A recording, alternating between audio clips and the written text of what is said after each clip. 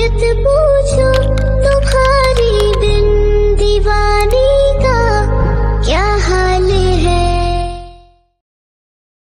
இந்துவின் மடியினிலே சிந்திடும் மழைத்துளி போல், இனிக்கும் மாங்கனியின் உள்ளிருக்கும் விதையினைப் போல், ஆசியாவின் தென்னோரம் பொன் போல ஜொலித்துக் கொண்டு பார்ப்போர் விழிகளை கொள்ளை கொள்ளும் சரந்தீப். போர்த்துகீசர் முதற்கொண்டு உள்ளாந்தர் கை கொண்டு கடலோரம் முத்தமிட்ட கரையோரம் மாத்திரத்தை வளங்களை பெற்றிடவும் நிலங்களை ஆண்டிடவும் ஆட்சிக்கொடி நட்டிக்கொண்டர் ஒரு சில காலம் மட்டும். நவீன ரக ஆயுதங்கள், பல நூறு சிப்பாய்கள், படையெடுத்த வெள்ளையர்கள் ஆட்சியெடுக்க வந்ததுமே எதிர்கொள்ள முடியாமல் ஆட்சியினை கைவிட்டு திரும்பியனர் நாட்டிற்கே பலமில்லா உள்ளாந்தர். நாட்புறமும் மலைகளையும் அதனிடையே நீரரணும் கோட்டை போல் காடுகளும் மூவரன்கள் பெற்றிருந்த மலையகத்தின் வளங்களுமோ ஏராளம் ஏராளம்.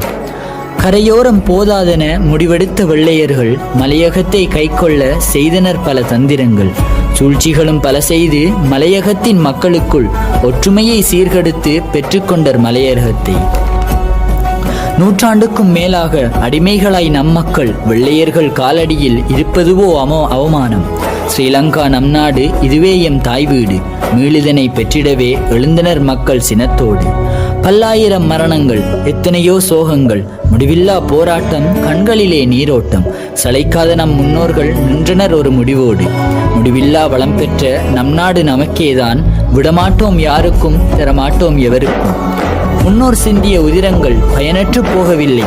வீரர்களின் மரணங்கள் வீணாக மாறவில்லை. 20ஆம் நூற்றாண்டில் 48ஆம் வருடத்தில் பிப்ரவரி மாதத்தில் 4ஆம் நாள் நம் கையில் கிடைத்ததுவே நம் நாடு. வெள்ளையர்கள் கையிருந்து நம் நாடு விடுபட்டு இனிதே நினைவுற்று இன்றதனை சிந்தித்து சுதந்திரத்தை கொண்டாடும் இத்தீவில் மலர்ந்த மலர்கள் உமக்கு இனிய சுதந்திர தின வாழ்த்துக்கள். நம் நாட்டுப்பற்றை அகத்தில் வைத்து, நம் நாட்டின் சரித்திரம் நினைவில் வைத்து, தாய் நாட்டின் கருவறையில் புதையும் வரை நன்றியோடு வாழ்ந்திடுவோம். இனிய சுதந்திர தின வாழ்த்துக்கள்.